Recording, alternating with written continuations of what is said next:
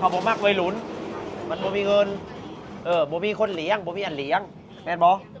คือวัยเดียวกันเนี่ยมันเลี้ยงบ่ได้ต้องอายุประมาณ30กับต้องเอา50แม่เข้าใจถ้าอายุเจ้าอายุเท่าไหร่15 ปีเอาได้บ่จังเอาแต่งงานอายุเท่าไหร่ประมาณแต่งงานเถอะขึ้น18ขึ้นไป18นะ15 16นี่ดิสิบ่ได้บ่อันนี้ก็โอ้แล้วเข้าใจ15แบบอายนี่46 ปีนี่จะเว้าได้บ่เท่าบ่ได้สักไม่ได้เท่าแล้ว บ่ถามไว้ว่าบางคนอยู่ไทยนี่อายุแบบ40 50นี่นะเพราะว่าเขาฟังเราก้อย48ซ้ำเรา6 70แล้วเจ้าก็ต้องเอารุ่นนี้เจ้าก็ต้องเอารุ่นนี้เพราะว่าคุณจักความ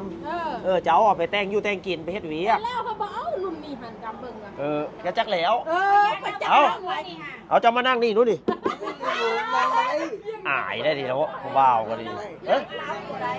นั่งผีซะดิให้เรานั่งได้เจ้าก็ต้องทับแขกได้ให้เรานั่งเนี่ยเอาแกะนี่ล่ะแกะเอาสิแจกเสื้อผ้าเด้อนี่เด้อโอ้ม่วนเนาะมาบ้านเจ้านี่นะอันนี้เป็นของพี่นิ่มเด้อจากกรุงเทพลาดพร้าวโอ้จากกรุงเทพลาดพร้าวนะครับผมคนไทยเพื่อนฝากเครื่องฝากของมาให้บ่ได้ขายเด้อบ่ได้ขายเอาเลยเด้อเรื่องมาแจกไปทีละคนแจกเรียนโตปลอบใจเพื่อนเด้อ